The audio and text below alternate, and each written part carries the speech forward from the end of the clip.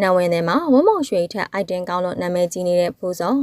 ပရိသတ်များအားလုံးပဲမင်္ဂလာပါရှင်။နဝင်တဲ့ရုပ်ရှင်ဇာတ်ကားကြီးကတော့လက်ရှိမှာရုံတင်ပြသနေတဲ့ရုပ်ရှင်ဇာတ်ကားကြီးဖြစ်ပါတယ်။အလင်းရောင်ဝမုံရွှေ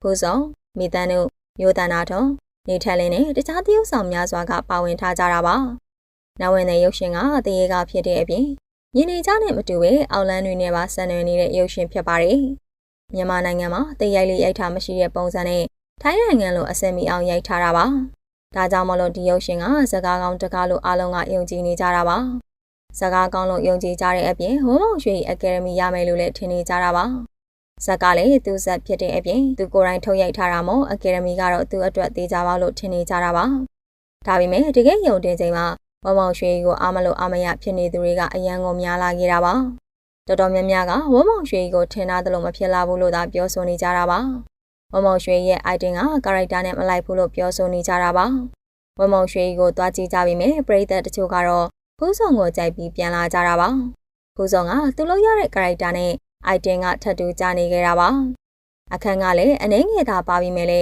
သူရဲ့ကာရိုက်တာကတကားလုံးပါတယ်လို့ဖြစ်နေတာပါ။တကယ်ဆိုရင်ဇက်ကိုဝမုံရွှေကထိန်းသွားရမှာဆိုပေမဲ့ဖူးဆောင်ကထိန်းမိသလိုဖြစ်နေတာပါ။ဖူးဆောင်ကဇက်တစ်ခုလုံးကိုဆွဲခေါ်ပေးသွားတာလို့ပြောဆိုနေကြတာဖြစ်ပါတယ်။ဖူးဆောင်ကသူ့ကာရိုက်တာနဲ့လိုက်ဖက်အောင်တေချာကိုပြင်ဆင်ထားခဲ့တာပါ။စကားပြောပုံနဲ့မျက်လုံးအကြည့်ကအစတေချာပြင်ဆင်သလိုလေသံကလည်းမိမိုက်နေတာဖြစ်ပါတယ်။ဒါကြောင့်မို့နောက်ဝင်ထဲမှာအကယ်ဒမီရနိုင်ခြင်းအများဆုံးကတော့ဖူးဆောင်လို့သာပြောဆိုနေကြတာပါ။အမျိုးသမီးဇက်ဆောင်စုတဲ့ဇက်ပိုးစုအတွက်ဖူးဆောင်ကသာရနိုင်တယ်လို့ချီးကျူးနေကြတာဖြစ်ပါတယ်။တကယ်လို့ဖူးဆောင်သာရမယ်ဆိုရင်ဒါကသူ့အတွက်ပထမဆုံးအကယ်ဒမီဆုကြီးဖြစ်သွားတော့မှာပါ။ဖူးဆောင်ကအကယ်ဒမီလည်းတစ်ခါမှမရဘူးသေးတယ်လို့ရုပ်ရှင်ဇာတ်ကားကြီးမှာလည်းခေါင်းဆောင်မင်းသမီးအနေနဲ့မရိုက်ဖူးလိုက်ပါဘူး။ဇလန်တွဲတွေပြန်ခစ်စားလာချိန်မှာဒေါ်ဘေဘီကာရိုက်တာနဲ့သူ့ကိုအားပေးလက်ခံလာကြတာဖြစ်ပါတယ်။ဒေါ်ဘေဘီကာရိုက်တာဆိုရင်လည်းဖူးဆောင်ကအတော်လေးကိုပြီးပြင်းတာပါ။ဒေါ်ဘေဘီကာရိုက်တာတရုပ်ဆောင်တော့ကဆိုရင်တကယ်ရက်ကွက်ထက်ကဇယန်အန်တီကြီးလို့ဖြစ်သွားခဲ့တာပါ